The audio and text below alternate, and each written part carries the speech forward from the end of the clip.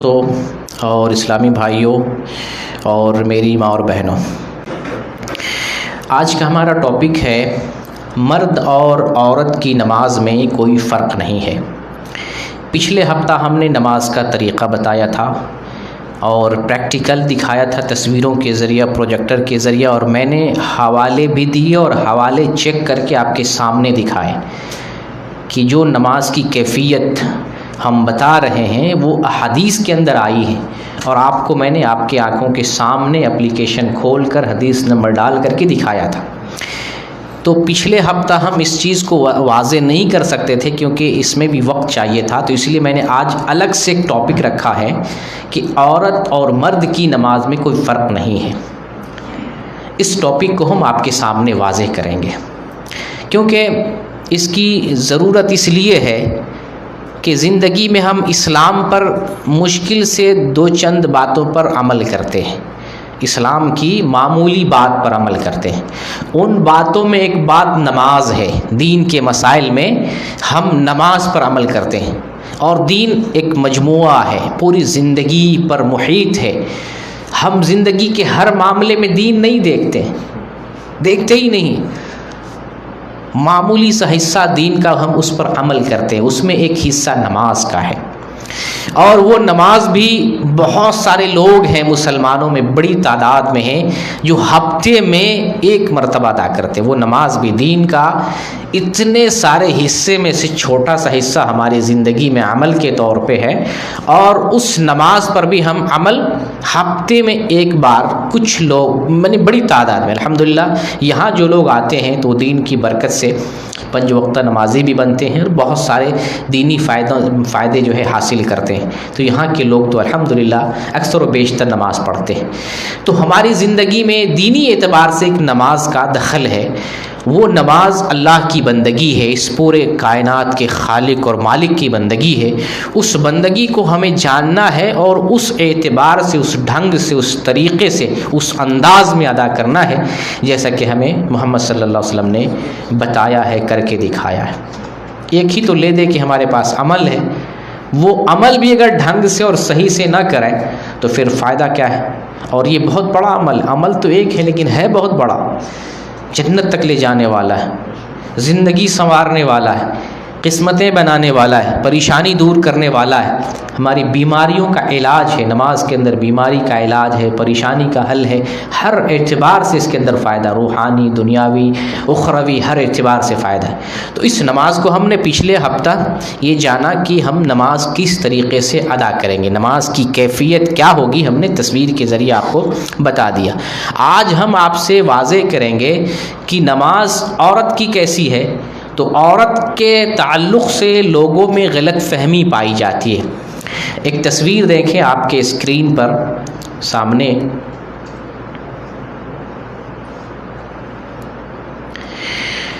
یہ دیکھیں بہت ساری، جو پہلا پیراگراف ہے اس میں آپ دیکھیں 14 نمبر تک اس کے اندر کچھ چیزیں ذکر کی گئی ہیں۔ عورت کی نماز مردوں سے مختلف ہے، یعنی ہمارے سماج میں لوگ یہ سمجھتے ہیں کہ مردوں کی نماز الگ ہے، عورتوں کی نماز الگ ہے، یہ تھنکنگ ہے۔ اسی لیے میں نے سوچا کہ آپ کے اوپر یہ بات واضح رہے، اور ہم سب کے گھر میں عورتیں ہیں، بیٹیاں ہیں، بہویں ہیں، بیوی ہے، لڑکیاں ہیں، بھتیجیاں ہیں، بہت ساری عورتیں ہمارے گھر میں ہیں، تو ہم ان کو یہ بتا سکیں کہ نماز کی کیفیت کیا ہے، ہم بھی صحیح سے ادا کریں اور ہمارے گھر کی عورتیں بھی نماز کی کیفیت درست کریں۔ تو بتایا، لوگوں میں یہ مشہور ہے کہ عورتوں کی نماز مردوں سے الگ ہے، یعنی اور مرد کی نماز الگ ہے، عورتوں کی نماز الگ ہے۔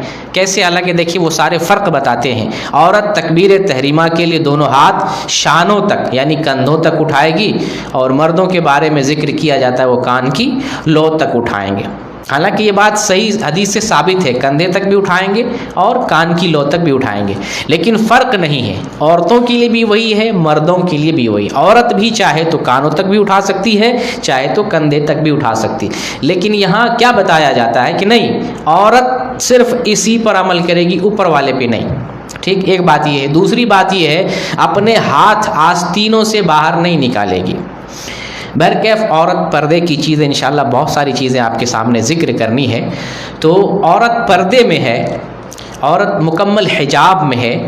جو عورت حجاب میں ہے اگر ہاتھ اٹھا رہی ہے تو اس پر کوئی فرق نہیں پڑتا، اور عورت عام طور سے گھر میں نماز پڑھتی ہے. عورت کی نماز مسجد سے بہتر گھر میں ہے، لیکن مسجد میں آ کر پڑھتی ہے تو اس کے بہت سارے جو احکام اسلام نے دیے ہیں. مسجد میں آئے گی تو کس انداز میں آئے گی اس کا بھی میں تذکرہ کروں گا. 3 نمبر پہ ہے دائیں ہاتھ کی ہتھیلی بائیں ہاتھ کی پشت پر رکھے. دائیں ہاتھ کی ہتھیلی بائیں ہاتھ پہ، مردوں کی طرح نہیں، مردوں سے ہر معاملے میں الگ الگ بتایا جا رہا ہے. پشت پر رکھے ایسے، اور ہاتھ پستانوں کے نیچے چھاتی پر باندھے، یعنی پستان چھاتی پر ہاتھ باندھے. یہ ایک بہت بڑی دلیل ہے کہ مرد بھی چھاتی پہ باندھتے ہیں، سینے پر ہاتھ باندھتے ہیں تو عورتیں بھی باندھتی ہیں. تو یہ بھی ایک دلیل ہے کہ جو عمل عورتوں کا ہے وہی عمل مردوں کا بھی ہے، تو اس میں کوئی فرق نہیں ہے. تو یہ دراصل دونوں کے لیے ہے، سینے پر ہاتھ باندھنا. سینے کا جو ہے یہاں سے لے کر کے پیٹ سے اوپر تک آپ جو سینے پہ یہاں باندھیں، تھوڑا سا نیچے ہو جائے تھوڑا نیچے ہو جائے، جو سینے کا ایریا ہے اس میں آپ باندھ سکتے ہیں، تھوڑا سا اوپر نیچے اس کا مسئلہ نہیں ہے، سینے پر ہاتھ باندھنا. لیکن یہاں خاص کیا کیا جا رہا ہے کہ یہ عورتیں ہی ایسا کریں گی، مرد جو ہے ناف کے نیچے باندھیں گے. یہ آپ کو فرق بتا رہا ہوں. عوام میں یہ مشہور ہے کہ مردوں کی نماز الگ ہے، عورتوں کی نماز الگ ہے. ایسے ہی کہا جاتا ہے کہ عورت رکوع میں جائے تو تھوڑا سا جھکے، مردوں کی طرح نہ جھکے. ابھی میں تصویر کے ذریعے دکھاؤں گا کتنا تھوڑا سا جھکنا ہے. اور رکوع میں ہاتھوں پر سہارا نہ دے. جیسے مرد جس طریقے سے کسی چیز کو، پتھر کو، لوہے کو پکڑتے ہیں نا، گھٹنے کو ہمیں پکڑنا ہے زور سے، جیسے کسی چیز کو پکڑتے ہیں شدت کے ساتھ، اس طریقے سے پکڑنا. یہاں عورتوں کو بتایا جا رہا ہے کہ نہیں، عورتوں کا مسئلہ الگ ہے. عورت صرف ہاتھ ایسے سہارا دے دے. رکوع میں ہاتھ کی انگلیاں کشادہ نہ رکھے بلکہ انہیں ملائے رکھے، سے سٹائے رکھے. رکوع میں اپنے ہاتھ گھٹنوں پر رکھے، گھٹنے پکڑے مت، ایسے رکھ دے. مرد کو پکڑنا ہے، عورت ایسے رکھ دے. یہ ان باتوں کی کوئی دلیل نہیں ہے، اکثر باتوں کی جو بتا رہے ہیں یہ بنایا گیا ہے. 9 نمبر ہے رکوع میں گھٹنوں کو کچھ خم دے دے. گھٹنوں کو تھوڑا ایسے خم دے دے، سیدھا کڑک مردوں کی طرح نہ رکھے. یعنی کچھ نہ کچھ ہم کو عورت کو جو ہے الگ اسپیشل حکم دینا ہے. 10 نمبر میں ہے رکوع میں سمٹ جائے. سمٹنا ہے، پھیلانا نہیں اپنے آپ کو. 11 نمبر میں ہے سجدے میں بھی جسم کو اکٹھا کر کے سمٹ جائے. سجدے میں جائے تو جسم کو سمیٹ دینا ہے، کیونکہ اس میں لوگ کہتے ہیں کہ عورتوں کو چونکہ حیا والی چیز ہے، پردے کی چیز ہے، سمٹ کر نماز پڑھنا چاہیے. یہ عورتوں کے لیے کہا جاتا ہے. یہ میں حدیث کی بات نہیں بھی بتا رہا ہوں، ابھی لوگوں کی بات بتا رہا ہوں. حدیث میں ابھی آتا ہوں، پہلے یہ بات آپ کے ذہن میں آئے کہ کتنی ساری باتیں کی جاتی ہیں. اسی طریقے سے سجدے میں 12 نمبر میں ہے سجدے میں کہنیوں سمیت زمین، یہ کہنی بازو زمین پر ایسے بچھا دیں، ایسے کہا جاتا ہے عورتوں کے لیے. اور کیا ہے 13 نمبر قادہ میں دونوں پاؤں دائیں طرف نکال کر بائیں کولہے پر، دونوں پاؤں اس سے نکال لے گا، ایسی عورتیں نکال لیں گے، کولہے پر بیٹھیں گے. 14 قادہ میں انگلیاں رانوں پر اس طرح رکھیں کہ انگلیوں کے سرے گھٹنوں پر پہنچیں اور انگلیاں ملا لیں. انگلیاں ملا کر کے گھٹنے پہ سے رکھیں. یہ کون ہے لکھنے والے؟ روزنامہ شائع ہوا، روزنامہ اسلام، خواتین اسلام، 31/8 اکتوبر 2003، صفحہ 4، مضمون مرد و عورت کی نماز کا فرق. یہ بتا رہے ہیں مرد و عورت کی نماز میں فرق ہے، اور ہم بتانا چاہتے ہیں مرد و عورت کی نماز میں کوئی فرق نہیں ہے. یہ لکھنے والے کون ہیں؟ از قلم مفتی محمد ابراہیم صادق آبادی دیوبندی. ہماری کیا بات ہے دیکھیں نیچے، درج بالا فروق میں سے ایک فرق بھی عورتوں کی تخصیص کے ساتھ قرآن، حدیث اور اجماع سے ثابت نہیں ہے. لہٰذا حدیث صلو کما رأیتمونی اصلی، نماز اسی طرح پڑھو جس طرح مجھے پڑھتے ہوئے دیکھو، کہ روشنی میں عورتوں کو بھی اسی طرح نماز پڑھنی چاہیے جس طرح محمد صلی اللہ علیہ وسلم نماز پڑھتے، جس طرح محمد صلی اللہ علیہ وسلم نماز پڑھتے تھے. یہ حدیث بخاری میں ہے، کئی جگہ پہ ہے. 6008 نمبر کی حدیث ہے، 7246 نمبر کی حدیث ہے، 631 نمبر کی حدیث ہے. 3 مقامات پر یہ الفاظ آئے صلو کما رأیتمونی اصلی. ابھی میں لوگوں کی بات بتا دی ہے. لوگوں میں یہ بات مشہور ہے کہ عورتوں کی نماز مردوں سے مختلف ہے. ہمارا دعویٰ ہے کہ عورت کی بھی وہی نماز ہے جو مردوں کی نماز ہے، ہو بہو، اس میں کوئی فرق نہیں ہے، وہی نماز. اب میں آپ کو دلائل سے حدیث کی روشنی میں، دلیل کی روشنی میں، اور آپ کو دکھا کر آپ کو بتاتا ہوں کہ جو نماز مردوں کے لیے ہے وہی نماز عورتوں کے لیے ہے، دونوں کی نماز میں کوئی فرق نہیں ہے۔ چلیں، میں سب سے پہلے آپ کا ذہن صاف کرنا چاہتا ہوں، آپ کا ذہن کھولنا چاہتا ہوں، اور سمجھنے کے لیے کہ اس بات کو آپ سمجھ سکیں پہلے ذہنی اعتبار سے آپ کو تیار کرنا چاہتا ہوں۔ آپ میں سے، ہم میں سے ہر کسی نے مکہ دیکھا ہے، مدینہ دیکھا ہے، عمرے بار بار کیے ہیں، اور ہم نے زیارت کی ہے مدینہ منورہ کی۔ تو جب ہم وہاں جاتے ہیں، نماز پڑھتے ہیں، تو وہاں مرد بھی نماز پڑھتے ہیں، عورتیں بھی نماز پڑھتی ہیں، عرب کی خواتین بھی ہوتی ہیں، عجم کی خواتین بھی ہوتی ہیں، عربی خواتین کو بھی ہم نے دیکھا ہوگا جو عرب کی ہیں، سعودی عرب کی ہو یا گلف کنٹریز سے جہاں سے بھی تعلق رکھتی ہیں، دبئی، قطر، کویت، مصر، یمن، کہیں کی عورتیں، عربی عورت ہو تو عربی عورت کو اگر آپ نماز پڑھتی ہوئی دیکھیں تو مردوں کی طرح آپ نماز پڑھتے ہوئے دیکھیں گے، سیم مردوں کی طرح۔ وہ کیوں پڑھتی ہیں؟ اپنے من سے پڑھتی ہیں یا کوئی اس بات کی دلیل ہے؟ یہی بات کتنے لوگوں کو کھٹکتی ہے، اور اس بات پر تحقیق کرتا ہے آدمی، ریسرچ کرتا ہے، سوچتا ہے، پتہ لگاتا ہے، اور قرآن و حدیث کے راستے پر چل پڑتا ہے۔ کہتا ہے کہ ہم اپنے یہاں تو کچھ اور دین دیکھتے ہیں، اور دین جہاں آیا ہے، دین کہاں آیا ہے؟ یہاں پہ آیا، دین جہاں آیا ہے وہاں نماز کا طریقہ کچھ اور دیکھتے ہیں۔ تو یہ کنورزیشن کا ایک مسئلہ پیدا ہوتا ہے لوگوں کے لیے۔ حقیقت دیکھتا ہے اور تحقیق کے راستے پر نکلتا ہے تو پتہ چلتا ہے کہ واقعی مرد اور عورت کی نماز تو ایک جیسی ہے۔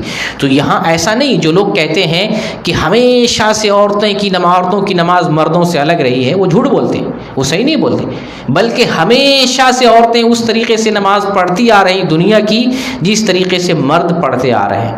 عورتوں کی نماز الگ بعد میں ہوئی ہے، جو اماموں کا مسئلہ چلا ہے، فقہ کا مسئلہ چلا ہے، امام کو پکڑنا ہے، نبی کو چھوڑنا ہے، حدیث کو نہیں لینا ہے، اپنے مفتی کو پکڑنا ہے، تب سے یہ بات چلی، پہلے سے نہیں چلی۔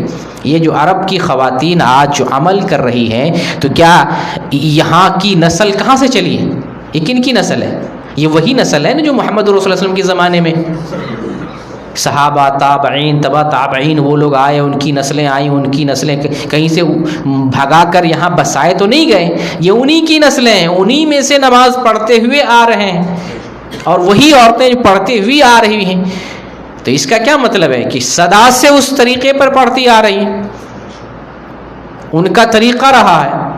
تو یہ ہمیں لاجک ملتا ہے، ایک شعور ملتا ہے کہ جہاں دین آیا، جہاں قرآن نازل ہوا، جہاں محمد صلی اللہ علیہ وسلم آئے، جہاں محمد صلی اللہ علیہ وسلم اور صحابہ کی نسلیں آج تک چلی آ رہی ہیں، ان کے درمیان اگر عورتوں کا طریقہ مردوں جیسا ہے تو ہمارا دماغ کہتا ہے، لاجک کہتا ہے، ذہن کہتا ہے، شعور کہتا ہے کہ نماز کا یہی طریقہ درست ہے۔ اگر ایک دو بات ادھر ادھر اگر پڑھنے میں غلطی ہے، عورت غلط کر رہی ہے، تو ان کا پرسنل معاملہ ہوگا، لیکن حقیقت میں نماز کا طریقہ عورتوں کا بھی وہی ہے جو مردوں کا۔ ایک چیز سمجھ گئے۔ دوسری چیز آپ سمجھنے کی کوشش کریں کہ یہ تو شعور دے رہا ہوں، مشاہداتی اور تجرباتی دنیا کا شعور دے رہا ہوں۔ اب آتے ہیں جو ہماری کتاب ہے، جو ہمارا دین ہے، ہماری شریعت کس پر قائم ہے؟ قرآن اور حدیث پر۔ قرآن کو دیکھتے ہیں، قرآن میں اللہ رب العالمین نے جہاں جہاں کہا اقیم الصلاۃ، یہ تو مخاطب مردوں کو ہے، اقیم الصلاۃ یہ مرد کے لیے، جمع کا صیغہ مرد کو مخاطب کیا گیا، لیکن اقیم الصلاۃ مخاطب تو مرد ہے لیکن عورت بھی اس میں شامل ہے۔ اس میں ایسا نہیں کہ صرف مرد ہی شامل ہے، عورتیں بھی شامل ہیں۔ وآتوا الزکاۃ، زکوٰۃ ادا کرو، تو کیا صرف یہ مرد کے لیے جمع کا صیغہ مذکر ہے، مؤنث نہیں، عورت کے لیے نہیں ہے، لیکن اس حکم میں عورت بھی شامل ہے۔ اگر کوئی آدمی، کوئی مسلمان یہ کہتا ہے کہ یہ آیت صرف مردوں کو خطاب کیا گیا ہے، مرد ہی کے لیے ہے، وہ غلط کہتا ہے۔ اس کا مطلب عورتوں کو زکوٰۃ ہی نہیں دینا۔ وَأَقِیمُوا الصَّلَاةَ، نماز قائم کرو، عورت کو جو ہے نماز ہی قائم نہیں کرنا۔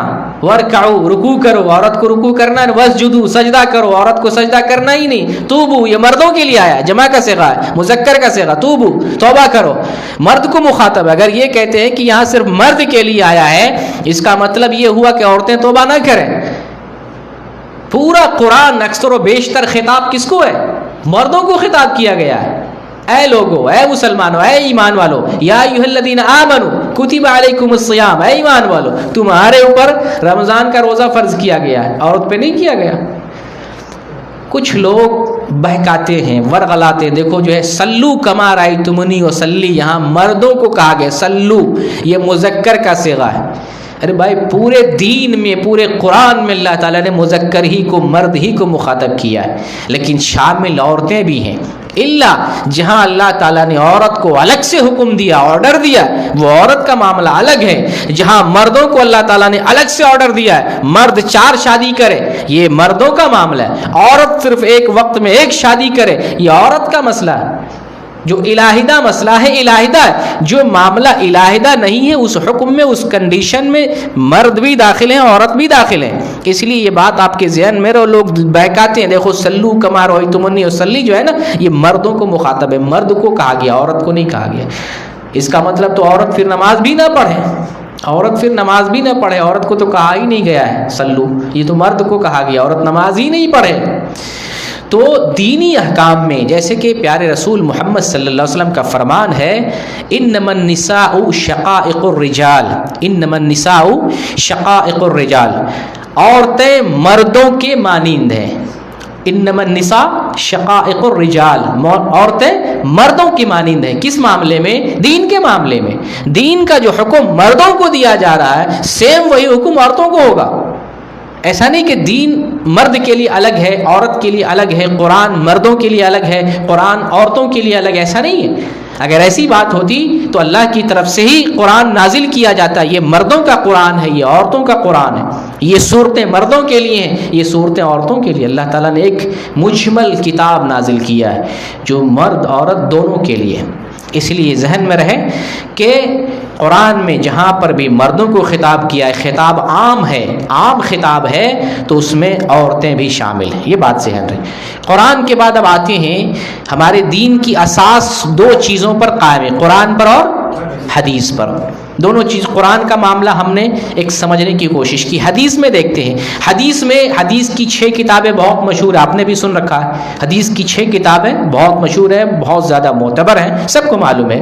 ان کتابوں کو صحاح ستہ کہا جاتا ہے، صحاح ستہ، حدیث کی 6 صحیح کتابیں، معتبر کتابیں۔ ان کتابوں کو آپ چیک کر کے، میں اگر اس تفصیل میں جاؤں تو وقت نکل جائے گا، اگر آپ کھولیں، صحیح بخاری کھولیں، صحیح مسلم کھولیں، چلیں تھوڑا سا میں اشارہ کر دیتا ہوں۔ یہ صحیح بخاری ہے، صحیح بخاری پہ آپ کلک کرتے ہیں، آپ آئیں صحیح بخاری پہ، اس صحیح بخاری پہ دیکھیں، یہاں پہ 8 نمبر پہ کیا دے رکھا ہے؟ کتاب الصلاح۔ تو حدیث کی جو 6 معتبر کتابیں ہیں، ان ساری کتابوں میں اسی طریقے سے کتاب ہے، کتاب الصلاح۔ ابو داؤد میں، نسائی میں، ترمذی میں، ابن ماجہ میں، بخاری اور مسلم ہے، ہر کتاب میں۔ یعنی ان تمام معتبر کتابوں میں کا چیپٹر محدثین نے قائم کر کے نماز کی پوری تفصیل اس میں ذکر کر دی ہے۔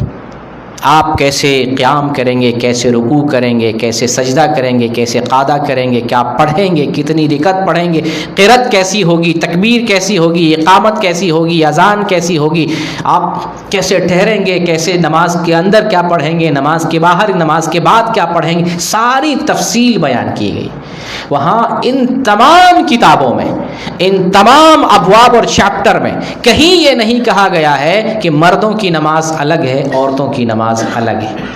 یہاں سے ہمیں کیا سمجھ ملتی ہے، کیا شعور ملتا ہے کہ محدثین جو حدیث کو سمجھنے والے، معنی سمجھنے والے، مفہوم سمجھنے والے، حدیث کو جمع کرنے والے، حدیث کو پرکھنے والے، حدیث پر ریسرچ کرنے والے، ان کو بھی یہی معلوم ہوا احادیث سے کہ مرد اور عورت کی نماز میں کوئی فرق نہیں ہے۔ اگر ہوتا، فرق ہوتا تو محدثین، اتنی کتابیں ہیں، اتنی کتابوں میں نماز کی حدیثوں کو اگر جمع کریں، سینکڑوں کی تعداد میں حدیث بنتی ہے۔ ضرور کوئی نہ کوئی چیپٹر امام نسائی نے، امام ترمذی نے، امام ابن ماجہ نے، امام مسلم نے، امام بخاری، کسی نے ضرور چیپٹر باندھا ہوتا کہ عورت کی نماز مرد سے مختلف ہے۔ اگر کہیں مختلف ہوتا تو وہ چلو پوری نماز نہیں کہہ دیتے، سجدے میں فرق ہے، تشہد میں فرق ہے، رکوع میں فرق ہے، قیام میں فرق ہے، قومہ میں فرق ہے، تسبیح میں فرق ہے، تکبیر میں فرق ہے، رکعتوں میں فرق ہے، اذکار میں کئی فرق نہیں ہے۔ عورت اتنی ہی رکعت پڑھے گی جتنا مرد کو پڑھنا ہے، جتنا مرد پڑھتا ہے۔ کیا مردوں عورتوں کی مغرب کی نماز 3 کے بجائے 4 یا 5 فرق ہے؟ نماز میں مرد جو کچھ پڑھتا ہے کیا عورتیں اس سے الگ پڑھیں گی؟ تو کس بنیاد پر؟ انہی حدیثوں کی بنیاد پر۔ وہ ساری حدیثیں میں، ان ساری حدیثوں میں مردوں کو مخاطب کیا ہے۔ تو پھر جب آپ کو معلوم ہے رکعتیں وہی ہیں، دعائیں وہی ہیں، اذکار وہی ہیں، تسبیح تحلیل وہی ہے، آپ طریقہ میں کیوں اپنا گھسیڑ رہے ہیں؟ اپنا کیوں ایجاد کر رہے ہیں جب آلریڈی ساری چیزیں وہی ہیں، پڑھنا وہی ہے؟ اور مردوں کو مخاطب کیا گیا نماز میں، تشہد میں یہ پڑھو، ایسا ذکر کرو، ایسی قرات کرو، ایسی نماز پڑھو، اتنی رکعت پڑھو، یہ تو مردوں کو مخاطب کیا گیا۔ تو وہاں تو فرق نہیں کرتے کہ عورت جو بہت پردے کی چیز ہے 3 کے بجائے چلو 2 کر دیتے ہیں، 2 رکعت کر دیتے ہیں، چلو ایک ہی رکعت وتر کی طرح مغرب کی 1 رکعت کر دیتے ہیں، کام کاج والی ہے، بچوں والی ہے، بہت گھر میں مشغول رہتی، کچھ کم کر دیتے ہیں۔ اتنی یہ تو بہت بڑی جسارت تھی، اس میں نہیں کر سکے۔ لیکن نماز میں دیکھیں پوری کی پوری نماز، عورتوں کی نماز کو بدل دیا لوگوں نے، اپنی طرف سے جو ہے لے آئے۔ جبکہ امام بخاری، امام مسلم، اتنے بڑے بڑے محدثین آئے۔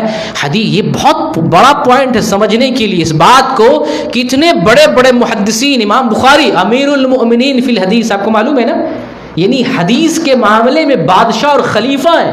امیر المؤمنین کا لقب، امیر المؤمنین جو مسلمانوں کے خلیفہ ہوتے ہیں، حدیثوں کے معاملے میں جو خلیفہ اور بادشاہ امام بخاری، پورے بخاری شریف میں کہیں ایک بھی باب نہیں قائم کیا کہ عورتوں کی نماز مردوں سے مختلف ہے۔ حتیٰ کہ نماز کے کسی مسئلے میں، یعنی نماز کے طریقے میں، رکوع، سجود، جو ہے تکبیر یا اور کسی چیز معاملے میں نماز کا جو طریقہ ہے، ادائیگی نماز میں کہیں امام بخاری نے فرق کر کے نہیں بتایا۔ لیکن آپ کو اس کے ایسی شہادتیں اور ساری دلیلیں ہمیں بتاتی ہیں کہ نماز کا وہی طریقہ ہے جو مردوں کا ہے، عورتوں کے لیے بھی وہی طریقہ ہے جو مردوں کے لیے۔ چلیے ایک جو ہے چیز یہاں دکھا دیتا ہوں، تھوڑا سا آنکھ کھولنے کے لیے، کہ جو میں کہہ رہا ہوں کتنی اس میں کتنی بڑی سچائی ہے۔ یہ دیکھیے آپ کے سامنے ایک فتویٰ ہے، پڑھنے میں آ رہا ہے، اس کو تھوڑا سا زوم کرتا ہوں، اب صحیح ہے؟ پہلے دیکھ لیجئے فتویٰ کہاں کے، دار الافتاء والقضاء، الجامعہ البنوریہ العالمیہ، متصل سائٹ سانا، کراچی، پاکستان۔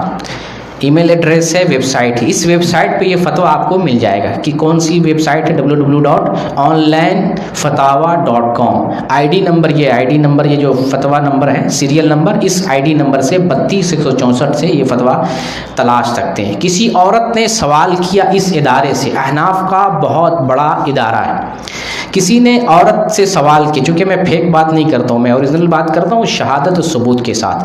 جو میں صحاح ستہ کی دلیل دیا ہوں، اس بات کو سمجھانے کے لیے فتویٰ دیے، کسی کی توہین کے لیے نہیں۔ دین ہمیں سمجھنا ہے، اور علماء نے کس طریقے سے امت کو الجھایا ہے، کس طریقے سے لوگوں کو غلط راستے پر لگایا ہے، وہ آپ کے سامنے لانا چاہتا ہوں۔ بہت بڑا آتھنٹک ادارہ ہے، کیا جواب دیتے ہیں دیکھیں۔ ایک عورت سوال عورت کی نماز کا مسئلہ، میں اسلام میں عورت کی نماز کے لیے حوالہ جاننا چاہتی ہوں، جیسا کہ میں شروع کرنے والی ہوں، میں حوالہ صرف صحاح ستہ سے آتی ہوں، یعنی حدیث کی 6 کتابیں ہیں، صرف سجدہ اور تشہد کے بارے میں، یعنی سجدہ بتائیے، تشہد بتائیے، پلیز صرف انہی کتابوں سے، دوسری کتابوں سے مجھے حوالہ نہیں چاہیے۔ یہ سوال لڑکی نے کیا، جواب دیا جا رہا ہے۔ مسلمان قرآن کریم کے بعد نبی کریم صلی اللہ علیہ وسلم کی سنت اور حضرات صحابہ کے طرز عمل کا اتباع کرتا ہے، یعنی مسلمان کس کو؟ سنت کو، حضرات صحابہ کے طرز عمل کا اتباع کرتا ہے، اور آپ کے اقوال، افعال اور تقریرات صرف صحاح ستہ میں ہی نہیں بلکہ مختلف کتب حدیث میں منتشر ملتے ہیں، جبکہ صحاح ستہ چند مخصوص سنتوں کے مجموعے ہیں جو ان حضرات نے اپنے اصولوں کے پیش نظر ترتیب دیے ہیں۔ صحاح ستہ کا ڈیفینیشن یہ کیا کر رہے ہیں کہ صحاح ستہ چند مخصوص سنتوں کے مجموعے، چند مخصوص، پوری نماز اس کے اندر ہے، کہہ رہے چند سنت۔ صحیح بخاری الجامع الصحیح، اس کا بڑا لمبا، لیکن صرف اتنا الجامع، اس کا نام الجامع الصحیح۔ جامع کسے کو کہتے ہیں؟ وہ کتاب جو سنت کی تمام چیزوں کو جمع کرنے والی، جن کو یہ تک پتہ نہیں کہ صحیح بخاری کا مطلب، جو ڈیفینیشن صحیح نہیں کر پا رہے ہیں، وہ فتویٰ کیا دیں گے صحیح سے؟ یہ بتا رہے ہیں کہ چند مخصوص سنت کو کے مجموعہ کا نام ہے، اور صرف بخاری نہیں، یعنی 6 کتابوں کو بتا رہے چند سنت، جبکہ میں صرف صحیح بخاری کی میں بات کر رہا ہوں۔ صحیح بخاری الجامع الصحیح، نام دیکھ لیں گے آپ جو ہے اس کتاب کا نام کیا ہے، کیوں نام ہے؟ تمام سنتوں کو جمع کرنے والی کتاب ہے۔ تمام سنتیں اگر آپ صحیح بخاری کا مطالعہ کر لیتے ہیں، صرف صحیح بخاری کا اردو ترجمے کے ساتھ پڑھ لیتے ہیں، میں آپ کو دعوے اور چیلنج کے ساتھ کہتا ہوں دین کا 90-95% علم آپ کو حاصل ہو جائے گا۔ کیسے کہتے ہیں، دیکھ کیسے جو ہے یہ کس کو کیا کہیں گے، دشمنی کہیں گے، حسد کہیں گے، یا ان کو پتہ نہیں ہے، بات چھپائی جا رہی، کیا کہیں گے؟ چھپائی جا رہی بات۔ صرف صحیح بخاری کو اگر آپ ترجمے سے پڑھتے ہیں، صحیح بخاری کو، تو آپ دین کے 90+ سنتوں کا علم آپ کو ہو جائے گا، جو دین نازل ہوا ہے، جو شریعت ہے۔ امام بخاری نے 6 لاکھ حدیثوں میں سے اکٹھا کر کے جمع کر کے، اور 7-7.5 ہزار حدیثوں کو یوں ہی نہیں جمع کیا، جو قواعد حدیث مین اوتھینٹک صحیح حدیثیں تھی، جن کے ایک ایک حدیث کو متعدد جگہ پر لاتے ہیں، فلاں ثابت کرنے کے لیے، فلاں سنت ثابت کرنے کے لیے، فلاں مسئلے کو ثابت کرنے، متعدد جگہ پہ لاتے ہیں۔ کوئی معمولی کتاب نہیں ہے۔ اتنی آسان سے لفظوں میں آپ نے ڈیفائن کر دیا کہ یہ وہ بھی ایک کتاب نہیں، 6 کتابوں کے بارے میں یہ کہہ رہے ہیں، چند مخصوص سنتوں کا مجموعہ ہے۔ سبحان اللہ، اسی چیزوں کو پڑھ کے اتنی حیرت ہوتی ہے، اتنی ہم لوگ جانتے ہیں، ہم علماء کی کس طریقے سے خیانت کی جاتی ہے فتاوے میں۔ بہر کیا انہی کتابوں سے حوالہ کا مطالبہ کرنا اور دیگر احادیث مبارکہ کے مجموعوں کو نظر انداز کر دینا بہت بڑی جسارت ہے۔ یعنی یہ منع کر رہے ہیں، انہی کتابوں سے آپ حوالہ کیوں مانگ رہے ہیں؟ ہم کیوں نہ مانگیں؟ پوری کی پوری نماز یہاں موجود ہے، ہم کیوں نہ مانگیں یہاں سے حوالہ؟ کیا بخاری میں نماز پڑھنے کا طریقہ نہیں ہے؟ تشہد اور جو ہے کس کے بارے میں اگر 2 ہی چیز پوچھتے ہیں، تشہد کا معاملہ ہے اور رکوع سجدے کا معاملہ ہے، کیا امام بخاری نے تشہد کی حدیث نہیں لائی؟ جیسے سجدے کی حدیث نہیں لائی؟ امام مسلم نے ذکر نہیں کیا، امام ترمذی نے ذکر نہیں کیا، امام نسائی نے ذکر نہیں کیا۔ آپ کیوں ان کو چھپاتے ہیں؟ کیوں کہتے ہیں یہاں نہیں؟ آپ کو اپنے مطلب کی چیز یہاں نہیں ملی تو آپ کہتے ہیں ان کتابوں سے کیوں کہہ رہے ہیں، کیوں مانگ رہے ہیں؟ آگے یوں لگتا ہے کہ مقصد اتباع سنت و شریعت نہیں بلکہ صحاح ستہ کا اتباع مقصود ہے۔ دیکھیں جو مطلب غلط مفہوم، سوال کا غلط مفہوم نکالا جا رہا ہے کہ آپ جو ہے صحاح ستہ کا اتباع کر رہے ہیں، حالانکہ اگر صحاح ستہ کا بھی اتباع کریں تو وہ حدیث ہی کی اتباع، کیونکہ صحاح ستہ کسی انسانی کلام کا مجموعہ نہیں، محمد رسول اللہ کے کلام کا حدیث ہے، حدیث پاک، اس لیے اگر اس کتاب کی بھی اتباع کی جائے تو رسول کی ہی اتباع ہے، لیکن یہاں مطلب بھی غلط نکالا جا رہا ہے اور یہ خطرناک غلطی ہے۔ دیکھیں سوال پر کیسے جو ہے، اب آدمی آگے سے کیا سوال کرے گا؟ آگے تو کچھ بندہ کچھ سوال ہی نہیں کرے گا۔ جہاں تک مذکورہ مسئلے کا تعلق ہے تو سائلہ کو چاہیے کہ بہشتی زیور سے نماز کا طریقہ پڑھ کر اس طریقے سے نماز ادا کریں۔ آپ اگر مجھ سے پوچھتے ہیں، قرآن و حدیث کا کے جانکار سے پوچھتے ہیں، بڑے عالم سے پوچھتے ہیں، کبھی نہیں کہے گا میں نے کتاب لکھ کے رکھی اس کتاب کو پڑھ لو، بیشتی زیور پڑھ لو، فلاں کتاب پڑھ لو، فلاں نہیں۔ میں کہوں گا آؤ میں پڑھا دیتا ہوں، میں سکھا دیتا ہوں، دیکھو جو ہے نماز میں اس طریقے سے رسول اللہ کی نماز، یہ قیام ہے، یہ رکوع ہے، یہ سجدہ ہے، یہ تشہد ہے، یہ سلام، پوری کیفیت ہم بتائیں گے، جیسے پچھلے ہفتے میں نے آپ کو بتایا تھا۔ ایسا نہیں کہا کہ میں نے بیشتی زیور تقسیم کر دی سب کو، یہ لو پڑھ لینا، یہ نماز کا طریقہ۔ یہ کیا اتنا بڑا اوتھینٹک ادارہ، بہت بڑا، لوگ گمان کرتے ہیں کہ بڑا علمی ادارہ ہے، علم کا مرکز ہے، علمی خزانہ ہے، علمی خزانے سے بتایا جا رہا نہیں، یہاں سے خزانہ نہیں لو، بہت پہلے کتاب لکھ دی گئی ہے، اسی کو پڑھ لو، اسی سے اپنی نماز سیکھ لو۔ تو بیشتی زیور سے نماز کا طریقہ سیکھ لو، اور احادیث کے لیے عورت اور مرد کی نماز کا فرق مؤلفہ مفتی عبدالرؤف سکھروی کا مطالعہ کریں، انشاءاللہ مفید رہے گا۔ یہ میں اس لیے پیش کیا کہ دیکھیں صحاح ستہ سے جب حوالہ طلب کیا گیا نا تو جواب کیسا ہے، میں جواب دکھانا چاہ رہا تھا، اور اس سے پہلے جو میں بتایا کہ صحاح ستہ کی پوری کتابوں میں نماز کی مکمل تفصیل ہے، جیسے میں نے ابھی کھول کے دکھایا کتاب الصلاح۔ اب کتاب الصلاح کا چیپٹر کھولتے ہیں، دیکھیں میں اندھیرے میں نہیں رکھنا چاہتا ہوں، یہ کتاب الصلاح کا چیپٹر کھولیں گے نا، اب کتاب الصلاح کے چیپٹر میں نماز سے متعلق جتنی چیزیں ہیں، دیکھیں نیچے نمبر 1 نمبر 2 اس بارے میں کہ شب معراج میں نماز کس طرح فرض ہوئی، نماز کی فرضیت ہی سے کب فرض ہوئی، پھر نماز کے بعد جو ہے کیسے پڑھنا ہے، کپڑے میں پہننا ہے، وضو کا طریقہ، طہارت، مسائل سارے جو اذان اقامت پوری کی پوری تفصیل، سجدے بھی اس میں ذکر ہے، تشہد کا بھی معاملہ ہے، اور یہاں ادارے کو جو ہے جواب ہی نہیں مل رہا ہے، کیونکہ اپنے مطلب کا جواب یہاں نہیں ملے، اتنی 6 کتابوں میں مطلب کی چیز نہیں ہے۔ اسی طریقے سے جیسے صحیح بخاری میں کتاب الصلاح ہے، صحیح مسلم میں بھی اسی طریقے سے ترمذی میں بھی اسی طریقے سے جو ہے نسائی میں بھی، ابن ماجہ میں بھی، ساری حدیث کی کتابوں میں نماز کا چیپٹر ہے اور نماز کی پوری تفصیل موجود ہے۔ یہ اتنا سارا بتا کے میں بتانا کیا چاہتا ہوں، بتانا یہ چاہتا ہوں کہ عورت اور مرد کی نماز سیم ہے۔ محدثین نے حدیثوں سے یہی سمجھا، گرچہ مخاطب مردوں کو کیا رسول اللہ نے، نماز ایسے پڑھو صلی اللہ علیہ وسلم، نماز ایسے پڑھو، نماز کی کیفیت یہ ہے، لیکن اس میں عورتیں بھی داخل ہیں۔ چلیں اب آگے، یہ ایک بہت بڑی سچائی تھی، آپ نے دیکھ لی ہے۔ اب آگے ایک حدیث، پچھلے ہفتہ بھی حدیث پڑھ کے سنایا تھا اور اس ہفتے بھی جو ہے وہ حدیث سنا دیتا ہوں۔ وہ حدیث کیا ہے؟ فتوے اور مسائل میں امانت داری ہونی چاہیے۔ اگر آپ سے پوچھا بخاری سے یہ حدیث بتائیں تو آپ بتائیں بخاری میں نہیں ہے، آپ کو معلوم ہے، اگر نہیں ہے تو بتا دیں بخاری میں نہیں ہے، یہاں موجود ہے اور جواب غلط دیا جا رہا ہے، کیونکہ اپنے مطلب کی چیز نہیں، اس لیے بخاری چھپائی جا رہی، مسلم کو چھپایا جا رہا ہے، نسائی کو، سب کو چھپایا جا رہا ہے۔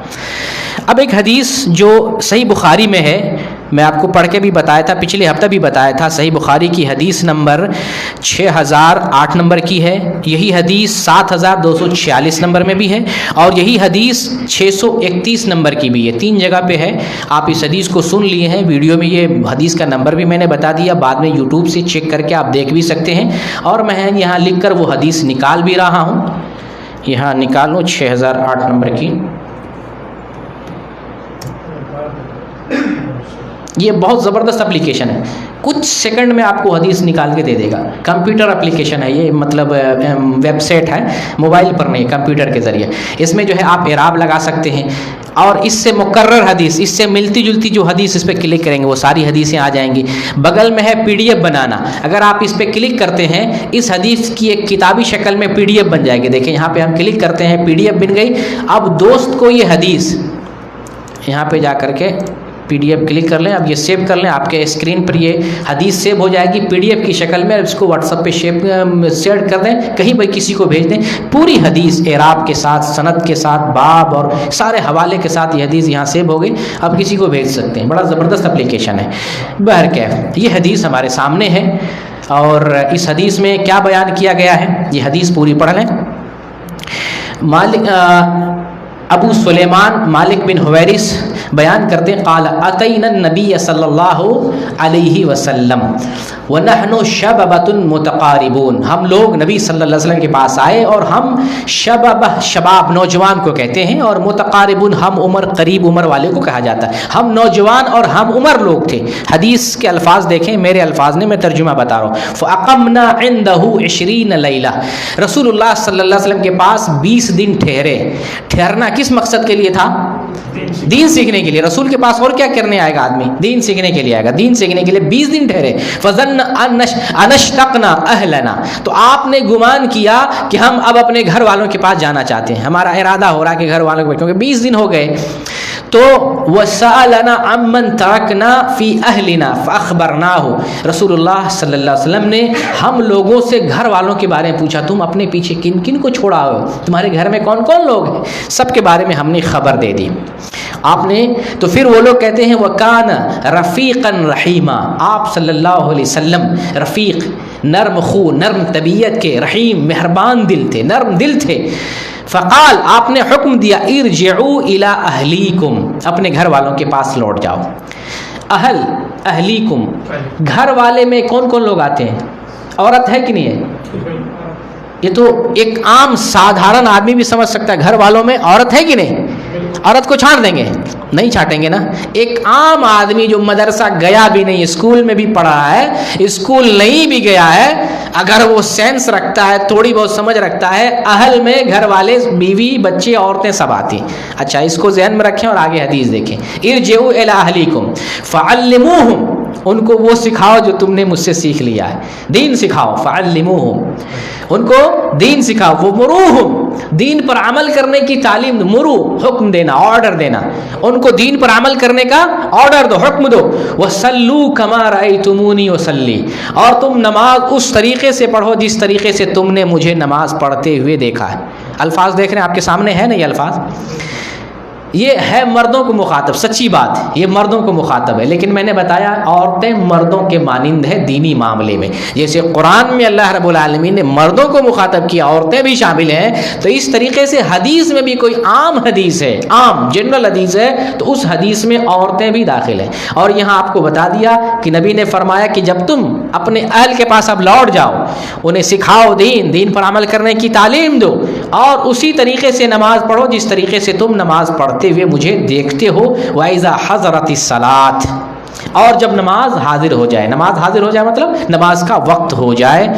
فَلْيُؤَذِّن لَكُمْ أَحَدُكُمْ، تو تم میں کوئی آدمی اذان دے. اس میں بڑا چھوٹے کے کہتے ہیں، اذان کے لیے کوئی مرتبے والا بھی آدمی دے سکتا ہے. ثُمَّ لِيَؤُمَّكُمْ أَكْبَرُكُمْ، اور تم میں جو بڑا آدمی ہے وہ امامت کرے. جیسے ہم میں جو بڑا آدمی ہے، زیادہ علم والا ہے، بڑی عمر والا ہے، وہ امامت کرائے. اگر کسی کو قرآن زیادہ یاد ہے، دین کا قرآن کا علم زیادہ، دوسری حدیثوں میں آیا ہے جس کو دین زیادہ یاد ہے، قرآن زیادہ یاد ہے وہ بڑھے. جس کو قرآن کم ہے وہ نہیں، بلکہ جس کو زیادہ ہے یعنی علم کے اعتبار سے جو بڑا ہوگا اس کو امام بنایا جائے گا. اس کی بھی ضرورت پڑے گی آگے جب میں بات واضح کروں گا. تو یہاں آپ صلی اللہ علیہ وسلم نے حکم دیا اپنے گھر والوں کے پاس لوٹ جاؤ، دین سکھاؤ، نماز اس طریقے سے پڑھو جس طریقے سے تم مجھے پڑھتے ہوئے دیکھتے ہو. تو یہ حکم گھر والوں کو دے گا کہ نہیں؟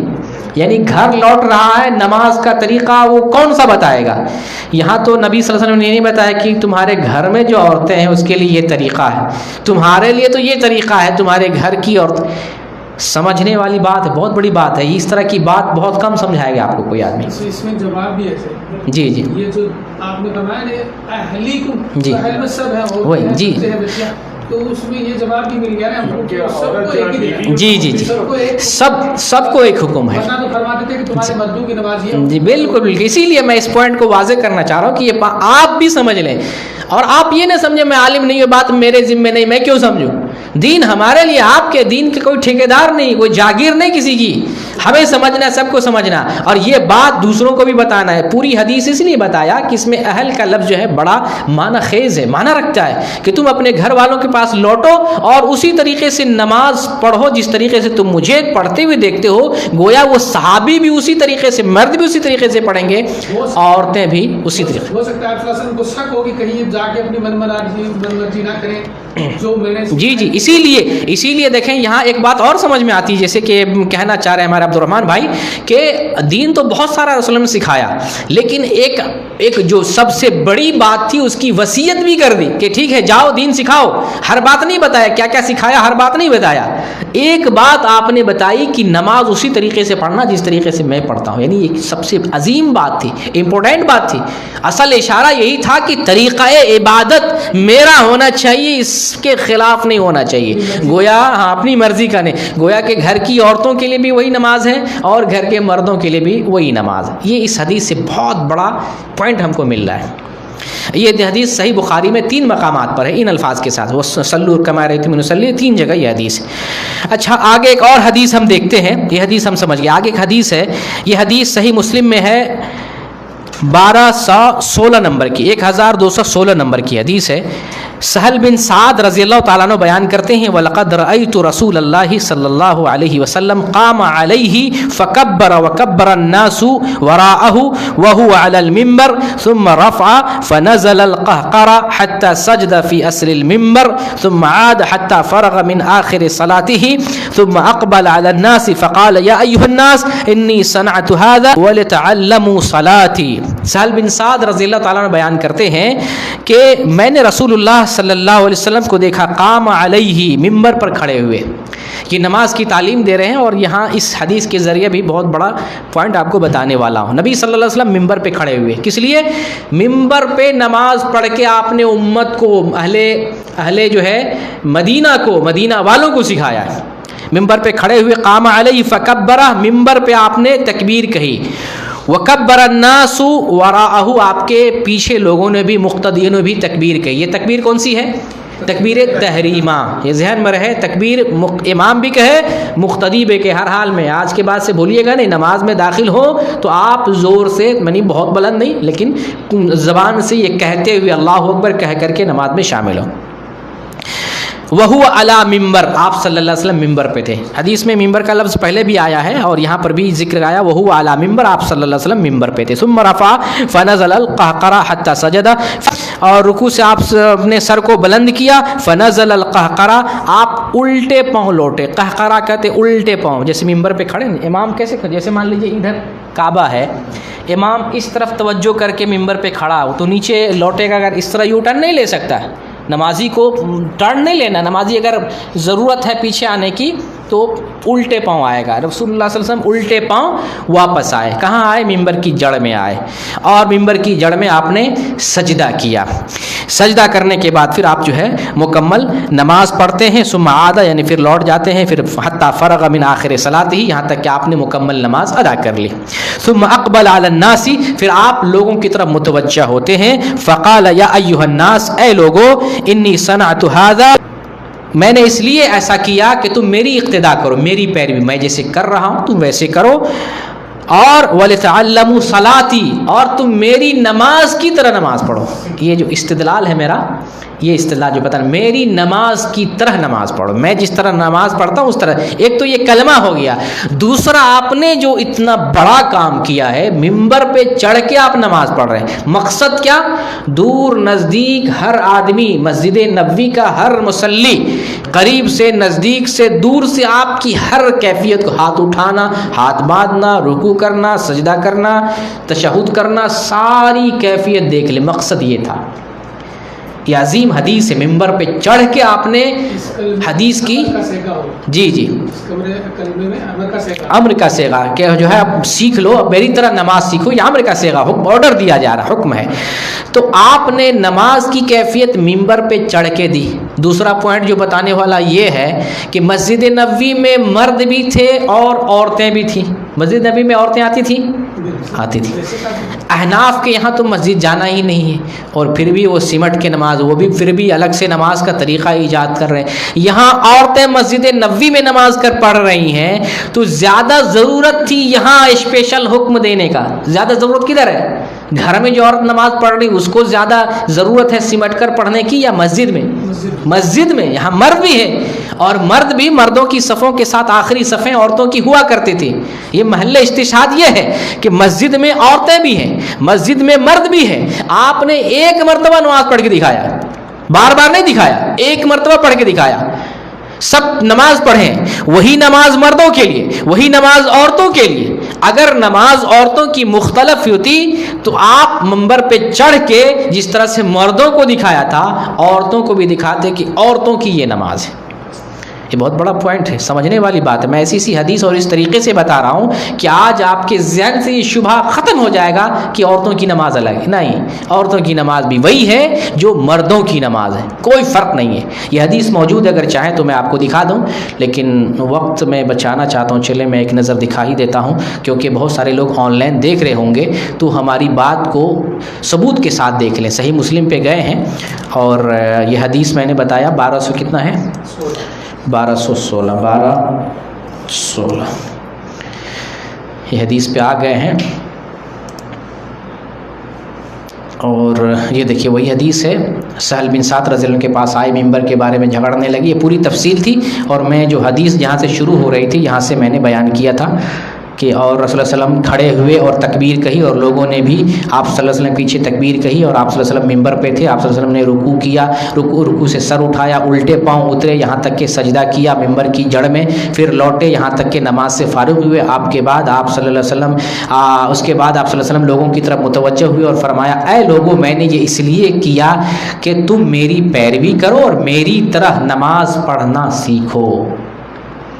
دیکھ لیے حدیث موجود ہے، صحیح مسلم ہے. حدیث کی اوتھینٹک کتاب، جس کتاب کے اندر ساری حدیثیں صحیح ہیں.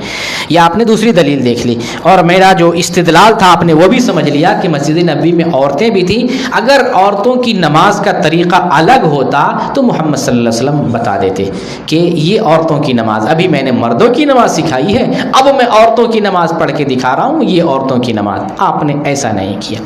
چلیں ایک اگلی حدیث میں پہلے یہ سمجھ لیں کہ نماز جو ہے تعبدی مسئلہ، توقیفی مسئلہ، یعنی اللہ کی بندگی ہے.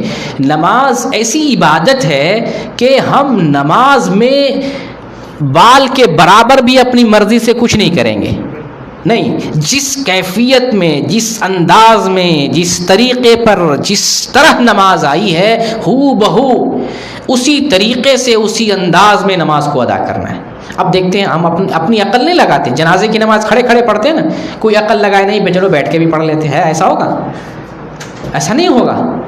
بارش کی نماز، سورج گرہن کی نماز، عام نمازیں، وتر کی نماز، تہجد کی نماز، نمازوں کا جو فرق ہے ہم اسی فرق کے ساتھ پڑھتے ہیں. جیسا حکم دیا گیا ہے، جیسی تفصیل ہے، اور جس طرح حکم دیا گیا اسی انداز، اسی کیفیت میں ہم عبادت کرتے ہیں. کیونکہ عبادت تعبدی معاملہ، اللہ کی بندگی اور عبادت ہے. ذرہ برابر بھی اس میں، بال کے برابر بھی اپنی مرضی سے کچھ نہیں کریں گے. تعجب، افسوس ہے کہ عورت کی مکمل نماز بنا لی گئی، اور خوش ہیں کہ یہ نماز صحیح ہے، یہ نماز ایسے ہی پڑھنا ہے. جبکہ یہ مکمل جو عورت کی الگ نماز بتائی جاتی مکمل غلط ہے، حدیث کے خلاف ہے، سنت کے خلاف ہے. اب دیکھیں حدیث پڑھتے، ایک حدیث ہے صحیح بخاری میں ہے. ابو مسعود رضی اللہ عنہ بیان کرتے ہیں، میں نے رسول اللہ صلی اللہ علیہ وسلم سے سنا، آپ فرما رہے تھے، سمعت رسول اللہ صلی اللہ علیہ وسلم یقول نزلت جبریل فأمنی فصلیت معه ثم صلیت معه ثم صلیت معه ثم صلیت معه ثم صلیت معه یحسب بعصابہ خمس صلوات. صحیح البخاری 3221 نمبر کی حدیث ہے، آپ بعد میں چیک کر سکتے ہیں. یہ حدیث یقیناً اس جگہ پہ موجود ہے، میں چیک کر کے اور حوالے کے ساتھ آپ کو صحیح طریقے سے بتا رہا ہوں. اس میں صحابی بتا رہے ہیں کہ میں نے رسول اللہ صلی اللہ علیہ وسلم سے یہ بات سنی. آپ فرما رہے تھے کہ جبریل علیہ السلام آئے، کہاں سے؟ آسمان سے. آسمان سے کب آتے ہیں؟ پیغام لے کے آتے ہیں، اللہ کی طرف سے آتے ہیں، اللہ کی طرف سے وحی ہوتی ہے، اللہ آرڈر دیتے ہیں، اللہ بتاتے ہیں، تب وہ کچھ لے کے محمد صلی اللہ علیہ وسلم کے پاس آتے ہیں. آپ فرماتے فأمنی، مجھے نماز پڑھایا، جبریل علیہ السلام نے مجھے نماز پڑھایا. سبحان اللہ، یہ نماز کوئی عام چیز نہیں ہے، کوئی اپنی مرضی سے بنا لے، اپنی مرضی سے پڑھ لے. جبریل نے سکھایا ہے، آسمان سے نماز آئی ہے، اللہ کی طرف سے نماز آئی ہے. کوئی بال کے برابر بھی اپنی مرضی سے عورت کی یا مرد کی نماز بنا سکتا ہے؟ کس کو اختیار ہے کہ دین میں اپنی طرف سے نماز ایجاد کرے، سمٹ کے پڑھے یا غیر سمٹ کے پڑھے؟ اللہ کو زیادہ معلوم ہے. اللہ نے بندوں کو بنایا، عورت کو بنایا، مرد کو بنایا. اللہ کی بندگی کیسے ہوگی؟ ویسے جیسے اللہ نے حکم دیا ہے، اللہ نے دین دیا، اللہ نے پیغمبر بھیجا، اللہ نے جو ہے جبریل اسلام کے ذریعے پورا دین نازل کیا ہے. تو ہم پابند ہیں جو دین جبریل علیہ السلام کے ذریعے محمد تک آیا ہے صلی اللہ علیہ وسلم، اس دین کی پابندی کریں، اس کے پابند ہیں. تو آپ صلی اللہ علیہ وسلم فرماتے جبریل علیہ السلام نے مجھے امامت کرائی. کتنے امامت کرے؟ فصلیت معه، میں نے جبریل علیہ السلام کے ساتھ نماز پڑھی. میں نے کئی بار آپ ذکر کرتے ہیں، میں نے جبریل علیہ السلام کے ساتھ نماز پڑھی، میں نے جبریل علیہ السلام کے ساتھ نماز پڑھی. آپ گن کے بتاتے ہیں انگلی پر، میں نے 5 مرتبہ جبریل علیہ السلام کے ساتھ نماز پڑھی. 5 مرتبہ. یہ نماز کوئی عام چیز نہیں، آسمان سے آئی ہوئی عبادت ہے، اللہ کی عبادت ہے. تو یہاں سمجھنا یہ ہے کہ جو عبادت آسمان سے آئی ہے اس عبادت کو کوئی اپنی مرضی سے بدل نہیں سکتا، اس میں ذرہ برابر بھی تبدیلی نہیں کر سکتا، اپنی طرف سے کچھ طے نہیں کر سکتا، اپنی طرف سے نہ گھٹا سکتا ہے نہ بڑھا سکتا ہے. یہ بات بھی اپنے ذہن میں ہمیں رکھنی چاہیے. چلیں، یہ تو ابھی عام حدیثوں کی میں نے بات کی نا، کہ حدیث میں خطاب کیا گیا مردوں کو، سلو سلو، میری نماز پڑھو. اب میں اسپیشل ایک عورتوں کی کیفیت یا عورتوں کو خصوصی طور پر جو ہے جس سے ثبوت ملتا ہے وہ حوالہ اور حدیث میں ذکر کرنا چاہتا ہوں. امام بخاری رحمۃ اللہ علیہ کا نام ہم جانتے ہیں، امیر المؤمنین فی الحدیث، فقیہ امت کے فقیہ. امام بخاری حدیث کو لانے سے پہلے ایک باب لاتے ہیں، وہ جو باب لاتے ہیں نا امام بخاری کی، وہی فقاہت ہے، حدیث کا کیا مطلب ہے، حدیث میں کیا ذکر ہے، کیا مفہوم نکلتا ہے، وہ باب میں بیان کر جاتے ہیں۔ چھوٹا سا باب ہوتا ہے، ایک لفظ میں، ایک جملے میں ایک باب ہوتا ہے۔ فقہ البخاری سے لکھا ہے فقہ البخاری فی تراجمہ، امام بخاری کی فقاہت، ان کی ذہانت، ان کی سمجھداری، ان کی علمیت، وہ جو باب قائم کرتے ہیں، چیپٹر لگاتے ہیں، اس میں بہت زبردست امام بخاری کی فقاہت ہے۔ امام بخاری نے صحیح بخاری میں ایک اثر ذکر کیا ہے، مرفوع روایت میں اثر، اور وہ صحابیہ کا اثر ہے۔ صحابیہ، ایک صحابیہ ہے ام دردہ۔ ام دردہ کا، ابو دردہ کا ذکر پہلے بھی آیا تھا، یہ صحابی ہیں، انصاری صحابی ہیں، شام چلے گئے تھے، انہی کی بیوی ام دردہ رضی اللہ تعالیٰ عنہ صحابیہ ہیں۔ امام بخاری کے اس حدیث میں ذکر ہے، اس اثر میں، کہ یہ فقیہہ بھی تھی، فقیہہ وکانت فقیہہ۔ فقیہہ کا مطلب یہ خاتون جو ہے دین کی بہت بڑی عالمہ تھی، معلومات تھی دین کی۔ امام بخاری صحیح بخاری کے اندر ایک باب باندھتے ہیں، باب و سنت الجلوس فی التشہد، تشہد میں بیٹھنے کا مسنون طریقہ۔ تو ان کے بارے میں صحیح بخاری میں یہ باب ہے کہ تشہد میں بیٹھنے کا مسنون طریقہ، یہاں یہ نہیں بتایا گیا مردوں کا عورتوں کا، نہیں بتایا گیا مسنون طریقہ، یہاں عورت کا بھی ذکر ہے اور بعد میں پھر مردوں کا بھی ذکر آیا ہے۔ امام بخاری کی فقاہت معلوم ہو گئی کہ عورت بھی اسی طریقے سے بیٹھے گی، مرد بھی اسی طریقے سے بیٹھیں گے، جملہ بھی اسی طریقے سے لایا ہے، اور یہ اثر ذکر کرتے پھر بعد میں حدیث بھی ذکر کر رہے ہیں جو مردوں سے متعلق۔ اس میں کیا ذکر ہے؟ الفاظ ہیں، ایک اثر ہے۔ اثر کا مطلب بغیر سند کے امام بخاری اثر ذکر کرتے ہیں، اثر جو حدیث نہیں ہوتی ہے، بعد میں اسلاف سے یہ چیزیں منقول ہوتی ہیں۔ اس میں ذکر ہے وکانت ام الدرداء تجلس فی صلاتها جلسۃ الرجل وکانت فقیہہ۔ ام درداء جو ہے مردوں کی طرح تشہد میں بیٹھتی تھی۔ اب یہ بات کلیئر ہو گئی کہ عورتوں کے بیٹھنے کا طریقہ مردوں جیسا تھا۔ عورت نماز میں، ام درداء صحابیہ ہیں، صحابی خاتون اس طرح نماز پڑھ رہی ہیں اس طرح نماز میں بیٹھ رہی ہیں تشہد میں۔ یہ بخاری میں آیا ہے، عام کتاب میں نہیں، صحیح بخاری میں یہ موجود ہے، اور میں نے باب بتا دی، اس باب کے تحت ہے یہ۔ تو مردوں کی طرح تشہد میں بیٹھتی تھیں، اور یہ فقیہہ تھیں، عالمہ فقیہہ تھی، دین کا علم رکھنے والے تھے۔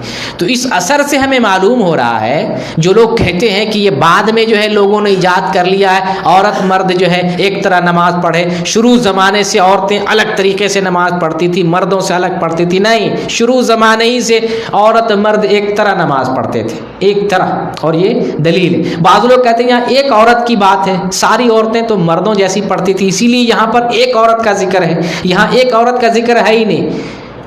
ام دردہ کہا گیا نا، ام دردہ ایک عورت پر بیان کرنے والے کی نظر پڑی، ایک عورت پہ انہوں نے اس عورت کی کیفیت بیان کی، ایک عورت کی، یہ نہیں کہا کہ ایک عورت ایسی پڑھتی تھی، یہ نہیں کہا۔ ام دردہ مردوں کی طرح تشہد میں بیٹھتی تھی، یہ کہا۔ اب کوئی جاہل آدمی یہ کہے کہ ایک ہی عورت ایسا کرتی تھی، غلط ہے، یہ استدلال ہی غلط ہے۔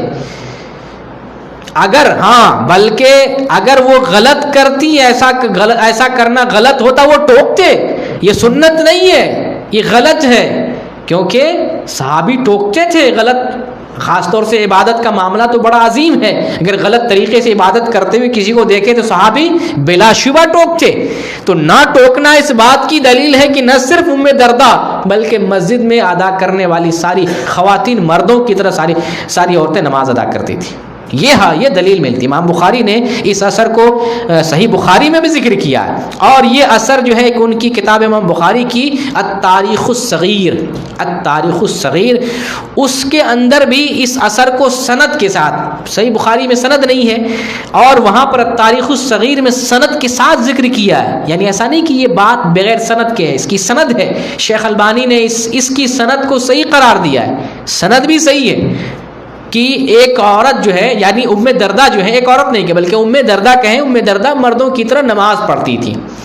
اور امام بخاری، دو کتاب کا تو میں نے بتا دیا، صحیح بخاری میں یہی بات، اور امام بخاری کی دوسری کتاب جو ہے التاریخ الصغیر، اس میں سیم یہی بات۔ امام بخاری کی ایک تیسری کتاب ہے، وہ کتاب امام بخاری کی اس میں بھی یہ حدیث ذکر کرتے ہیں. امام بخاری نے رفع الیدین پہ ایک مخصوص کتاب لکھی ہے کہ نماز میں رفع الیدین کرنا چاہیے. امام بخاری نے ایک مخصوص کتاب، جو لوگ انکار کرتے ہیں وہ غلط کرتے ہیں، سب کو رفع الیدین جو ہے رکوع میں جاتے ہوئے اٹھتے ہوئے، امام بخاری نے اسی لیے غلط فہمی کو دور کرنے کے لیے ایک مستقل کتاب ہی لکھ دی اور اس میں احادیث کو جمع کر دیا. اس کتاب میں یہ حدیث لائے، گویا کہ عورت بھی رفع الیدین کر رہی ہے، رکوع میں جا رہی رفع الیدین کر، رکوع سے اٹھ رہے، نماز ہو گئی کہ نہیں مردوں جیسی نماز عورت کی؟ گویا کہ رفع الیدین تو کرنا ہے ہی، یہ سنت ہے ہی، مردوں کے لیے بھی اور مردوں کے لیے بھی سنت ہے ہی، عورت بھی پلس رفع الیدین کر رہے ہیں. دیکھیں حدیث میں آیا ہے، اس میں حدیث جزء رفع الیدین سے امام بخاری کی کتاب ہے جس کے اندر حدیث نمبر جو ہے 24 ہے.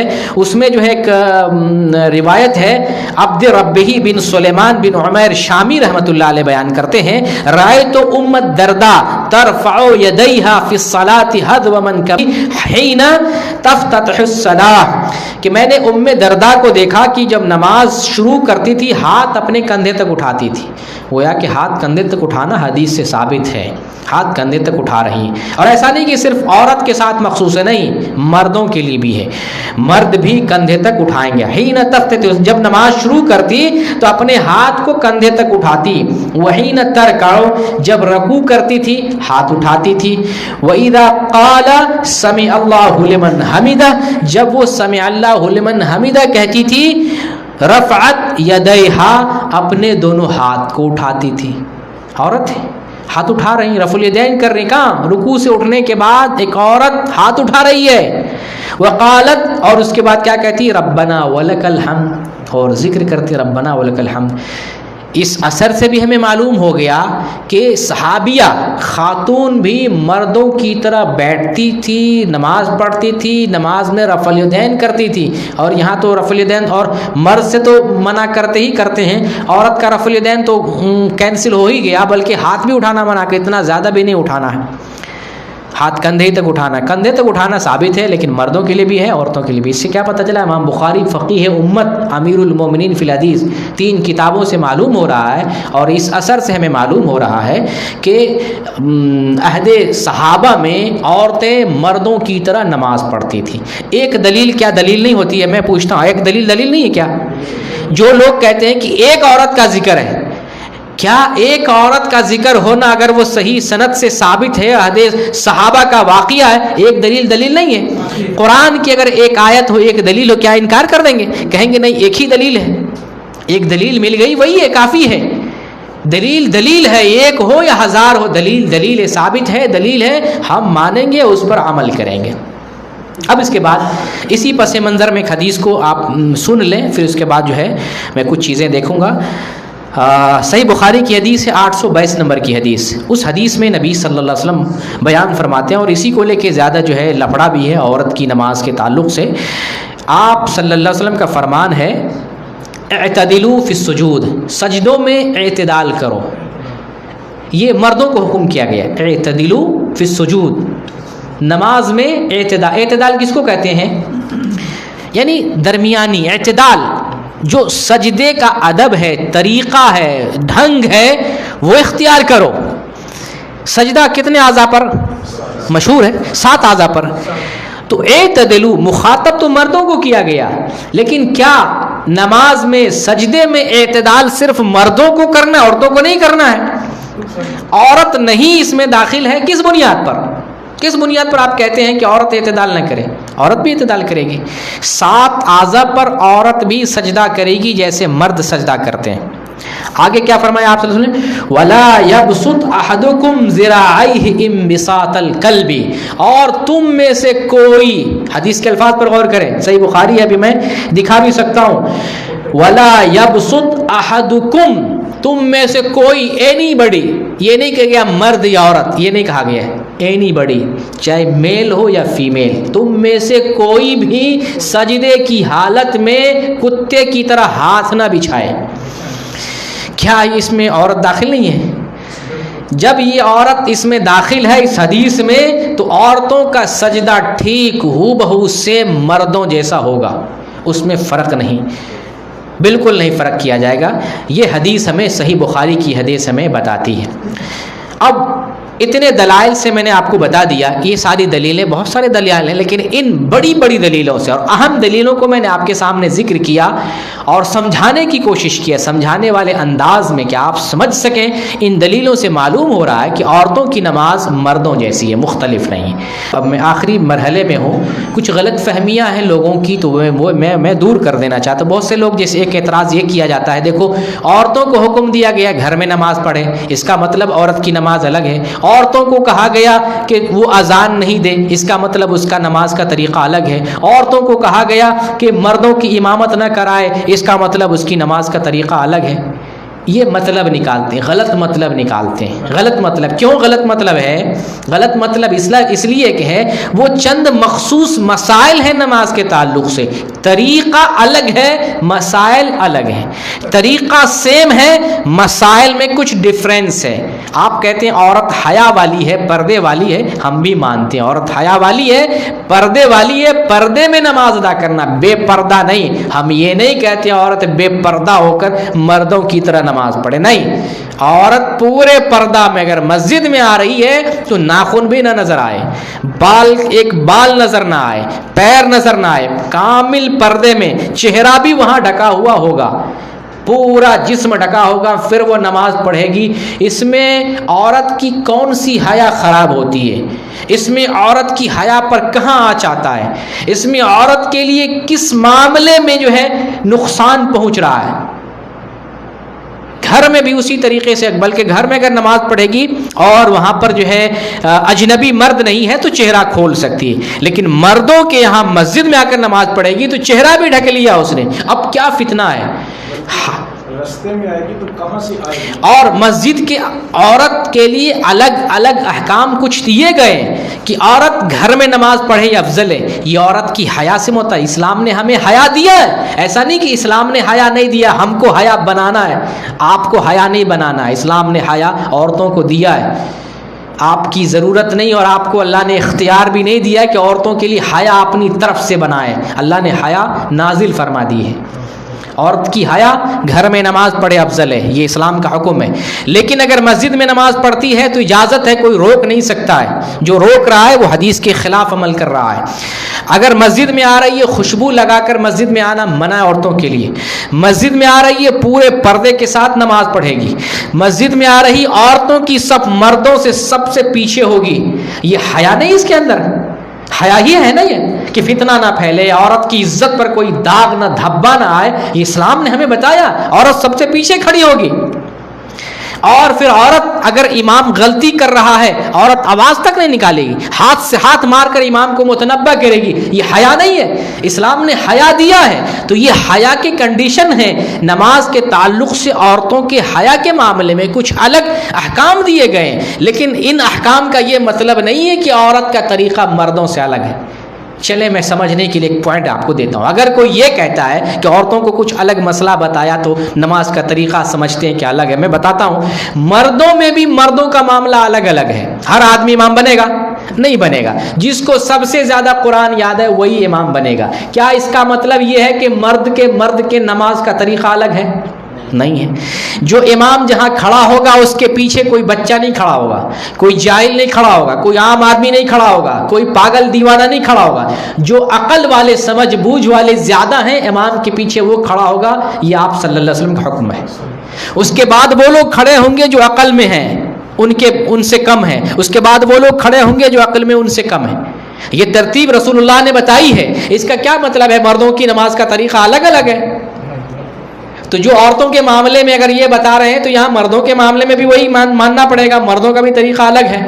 پھر اگر بچے ہو جائیں تو امام کے پیچھے نہیں کھڑے ہوں گے، آگے بڑے رجال، پیچھے بچے کھڑے ہوں گے، عورتیں سب سے پیچھے۔ تو عورتوں کے لیے اگر کچھ کنڈیشن الگ بتائے جا رہے ہیں، عورت اذان نہیں دے گی، عورت اقامت نہیں کہے گی، عورت خوشبو نہیں لگائے گی، عورت مردوں کی امامت نہیں کرے گی، عورت کی نماز گھر میں افضل ہے، یہ بعض کنڈیشن عورتوں کی حیا کے تعلق سے ہیں۔ اس کا یہ مطلب نہیں ہے کہ عورتوں کی نماز کا طریقہ مردوں سے الگ ہے۔ جس طریقے سے ہم مردوں کے معاملے میں یہ نہیں کہتے ہیں کہ مردوں کا طریقہ مردوں سے الگ ہے، ہم نے یہ نہیں کہتے.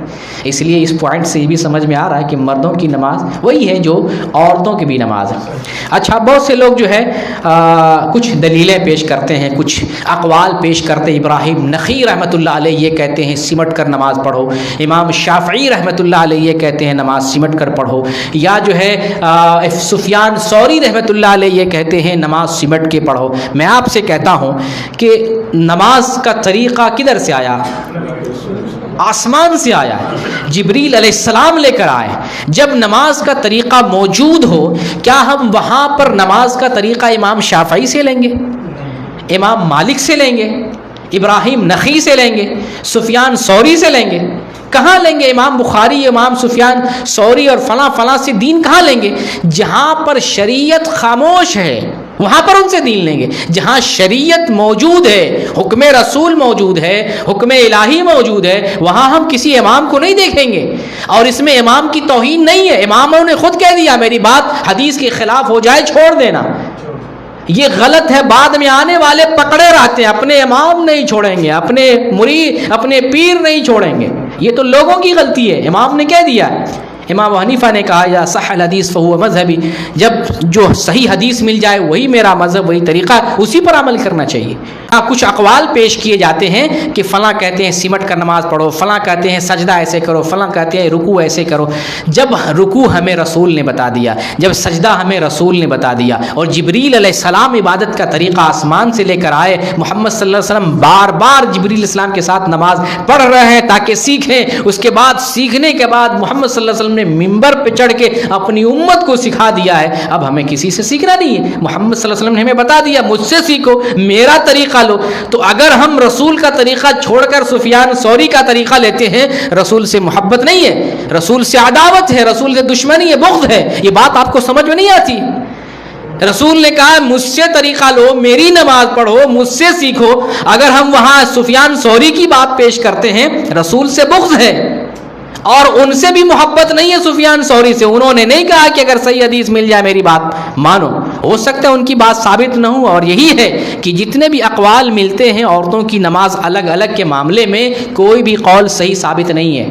اگر کوئی مرفوع حدیث بھی ہے محمد صلی اللہ علیہ وسلم کی طرف منسوب ہے, وہ بھی صحیح سند سے ثابت نہیں ہے. صحیح سند سے حدیث ثابت ہیں, دیکھیں بخاری دیکھیں, مسلم دیکھیں, ابن ماجہ دیکھیں, ترمذی دیکھیں, وہاں جو نماز کی کیفیت اور طریقے مل رہے ہیں آپ اختیار کریں, پڑھیں. عورت اور مرد کی نماز ایک جیسی ہے. ایک اور اعتراض کو میں دور کر دینا چاہتا ہوں. بہت سے مولوی اور مولانا کہتے ہیں کہ دیکھو حج کے بارے میں بھی نبی صلی اللہ علیہ وسلم کا حکم ہے, اسی طریقے سے حج کرو جیسے میں حج کرتا ہوں, اس سے حج کا طریقہ حاصل کرو, مجھ سے حج کا طریقہ سیکھو, میری طرح حج کرو.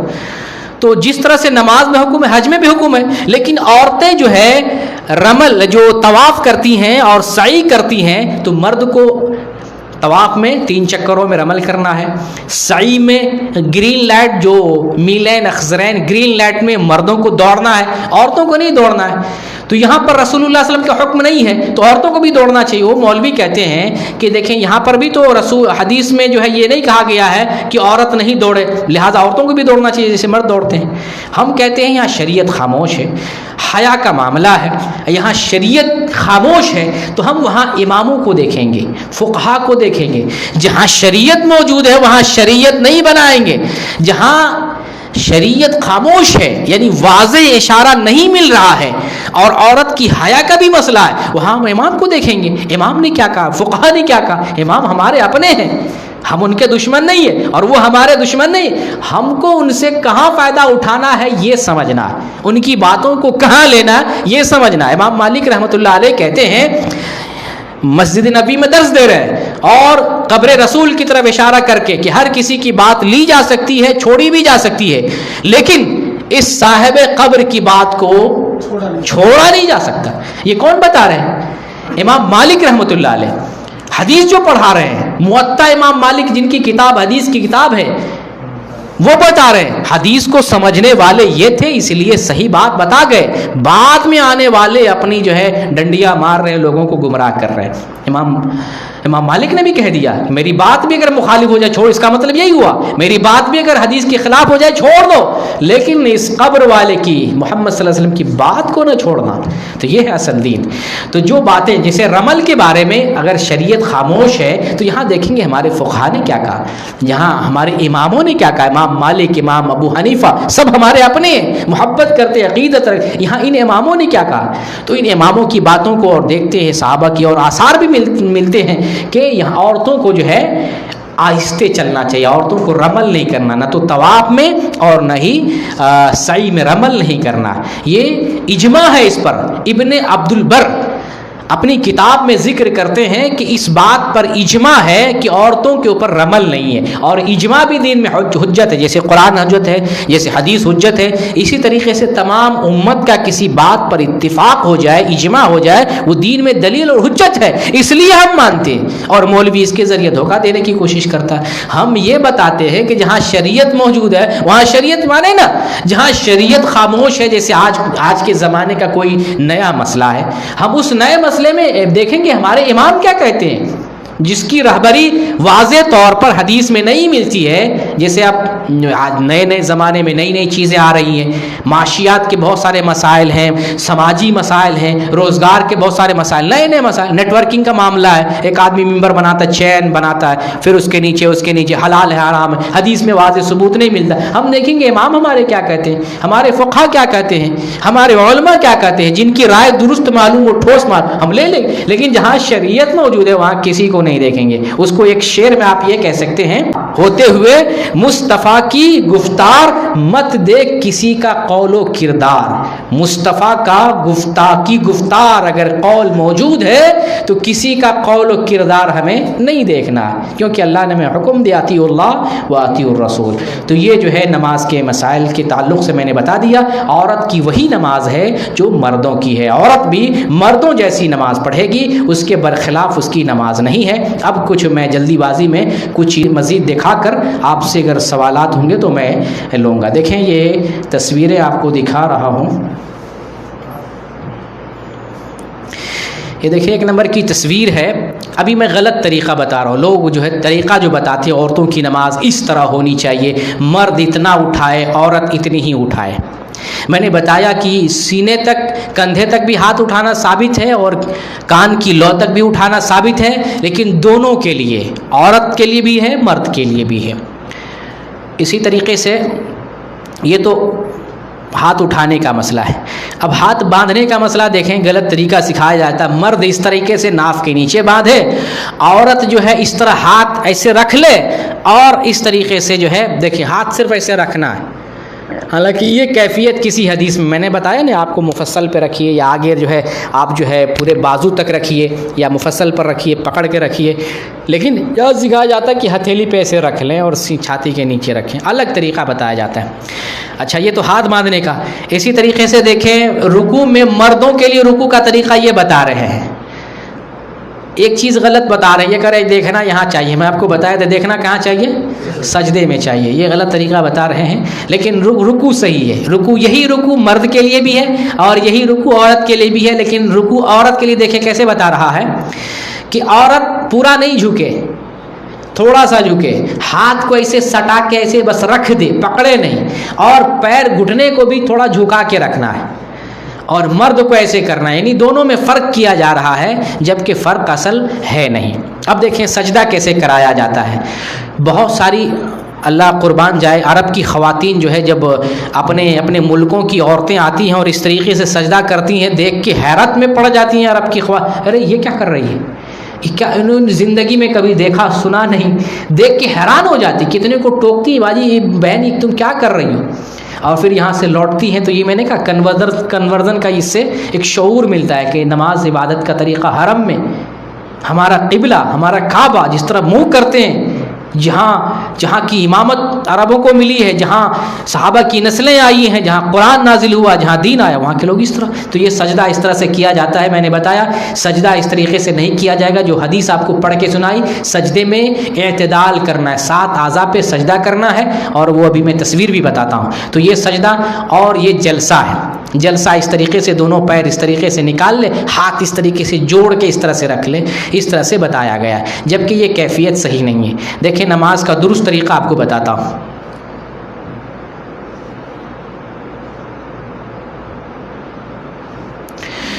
یہ پہلے نمبر پہ دیکھیں، یہ جو ہے ہاتھ اٹھانے کا طریقہ دیکھیں، کندھے تک اٹھانا ہے. آپ نشان دیکھ رہے ہیں، ہاتھ مرد بھی اسی طرح سے اٹھائیں گے، عورت بھی اسی طریقے سے اٹھائے گی. یہ ہاتھ باندھنا جیسے مرد کے لیے ہے ویسے عورت کے لیے ہے. میں آپ سے پوچھتا ہوں، بیک ہو جاتا ہوں، ایسے عورت ہاتھ اٹھا رہی ہے، حیا پہ کوئی اثر پڑ رہا ہے کیا؟ اس سے کوئی اثر پڑ کیوں؟ مطلب سوچا جاتا ہے حیا عورت کی جو ہے ختم ہو رہی ہے، پردے کا مسئلہ ہے، حجاب کا مسئلہ. عورت تو گھر میں نماز پڑھے گی، لیکن حیا پر حقیقت میں کوئی اثر نہیں پڑتا ہے، بس ایک بات بنائی جاتی ہے. یہ اس طرح ہاتھ اٹھانا ہے، اس طرح ہاتھ باندھنا ہے مردوں کی طرح، اس طرح سے رکوع کرنا جیسے مرد کرتے. پچھلے ہفتہ بھی دکھایا تھا آپ کو. عورت ہے یہ مرد کی تصویر نہیں ہے، یہ عورت کی تصویر ہے. اور اسی طریقے سے ہاتھ دیکھیں، ہاتھ کی کیفیت دیکھیں، جھکنے کا انداز دیکھیں، پیٹھ اور جو ہے سر برابر اسی طریقے سے ہونا چاہیے. اور پکڑنا دیکھیں، پکڑنا اسی کیفیت میں، اسی انداز میں جس طریقے سے مرد پکڑتے ہیں. یہ سجدے کی کیفیت جیسے مرد کرتے ہیں. پہلو الگ ہو، ہاتھ چوڑا ہو، یعنی ہاتھ کشادہ ہونا چاہیے، اور پھر جو ہے ہاتھ جو ہے زمین پر بچھا ہوا نہیں ہونا چاہیے. منع کیا گیا کتے کی طرح ہاتھ نہ بچھاؤ. تو یہ حکم مردوں کے لیے بھی، یہ حکم عورتوں کے لیے بھی. تو اس طریقے سے ہاتھ باندھے گی، اس طریقے سے عورت جو ہے جس طریقے سے مرد رکھتے ہیں اسی طریقے سے ہاتھ رکھے گی. اور بیٹھنے کا جو ہے 2 رکعت پہ جیسے مرد بیٹھتے ہیں اسی طریقے سے 2 رکعت گی. دو سجدوں کے درمیان ایسے بیٹھنا، اور پہلا قاعدہ ہو تو اس پر ایسے بیٹھنا جیسے مرد بھی ایسے ہی بیٹھتے ہیں. اور جب دوسرا قاعدہ ہو تو مرد کی طرح یہ تورک، اس کو کیا کہتے ہیں؟ تورک. اس طرح سے جیسے مرد بیٹھتے ہیں آخری قاعدہ میں 3 رکعت پہ یا 4 رکعت پہ، اس طریقے سے بیٹھنا ہے مرد کی طرح. تو یہ عورت کی نماز اسی طریقے سے ہے جیسے مرد کی نماز ہوتی ہے، لیکن الگ نماز نہیں ہوتی ہے. اب دیکھیں تھوڑی 2 چند چیزیں مزید دکھا دیتا ہوں. یہ مرد عورت جو ہے ایک ہی طرح نماز پڑھے، اس کی دلیل کیا ہے کہ صلو کما رأیتمونی اصلی، جیسے ہم نماز پڑھتے ہیں اسی تم نماز پڑھو. یہ دیکھیں ایک تصویر ہمارے سامنے ہے، اور اس تصویر میں آپ دیکھ رہے ہیں مرد بھی نماز پڑھ رہے ہیں، عورتیں بھی نماز پڑھ رہی ہیں. عورتوں کا ہاتھ جو ہے سینے پر بندھا ہوا ہے، عورتیں پردے میں ہیں. اسی طریقے سے عورتیں جو ہے پردے میں اور مردوں کی طرح نماز پڑھیں گی، اور اس میں کوئی ان کی عزت پر، ان کی عفت پر، ان کی حیا پر کوئی مسئلہ نہیں انشاءاللہ. کیونکہ محمد صلی اللہ علیہ وسلم جو دین دیے اور طریقہ دیے، اگر کوئی مسئلہ ہوتا تو ہمیں تو بال کے رتی کے برابر بھی عورت کی عزت کا کہیں مسئلہ ہمیں وہ بھی بتا گئے، تو ہمیں نماز کے بارے میں کیوں نہیں بتاتے؟ ضرور بتاتے اگر اس سے الگ ہوتا تو. دیکھیں رکوع کی جو کنڈیشن ہے، اس طرح سے عورتوں کو رکوع بتایا جاتا ہے، لیکن رکوع کا یہ طریقہ غلط ہے. رکوع کا یہی طریقہ صحیح ہے جو یہاں آپ دیکھ رہے ہیں.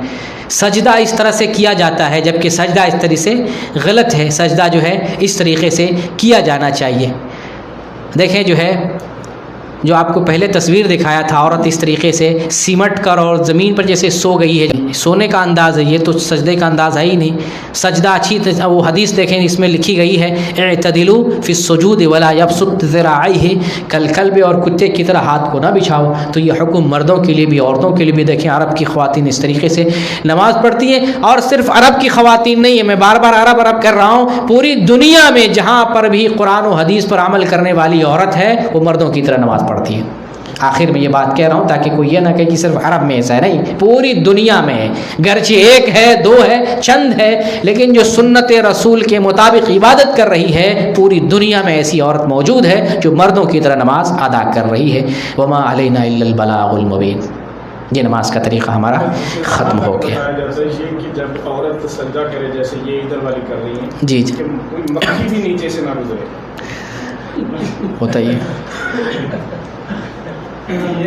تو اب کوئی سوال ہے تو ہم لے سکتے ہیں، کیونکہ یہ بہت اہم ٹاپک تھا.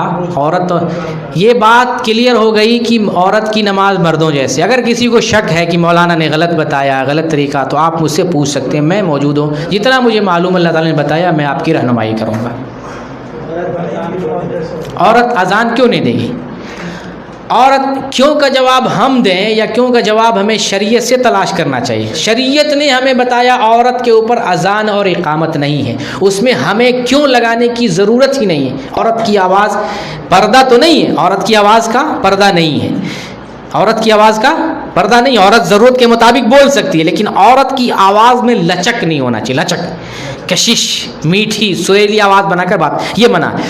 تو عورت کی حیا کی وجہ سے میں جواب دے سکتا ہوں، مطلب یہ کہہ سکتا ہوں حیا کی وجہ سے عورتوں کے اوپر نہ جماعت ہے نہ عورتوں کے اوپر جو ہے مسجد جانا ہے، تو اذان کا تعلق ہی عورت سے نہیں ہے، تو اس لیے عورت کو اذان کی ضرورت نہیں ہے۔ لیکن سب سے بڑا اور سب سے صحیح جواب یہ ہے کہ شریعت نے بتایا عورت کے لیے اذان، عورت کے لیے اقامت نہیں ہے، نماز پڑھے گی تو بغیر اقامت کی نماز پڑھے گی، بغیر اذان کی نماز پڑھے گی، یہی سب سے جواب ہے۔ لیکن یہ ہم کہہ سکتے ہیں کہ عورت کی حیا کا مسئلہ ہے، عورت کی آواز کو پست رکھنے کا اور ظاہر نہ کرنے کا حکم ہے۔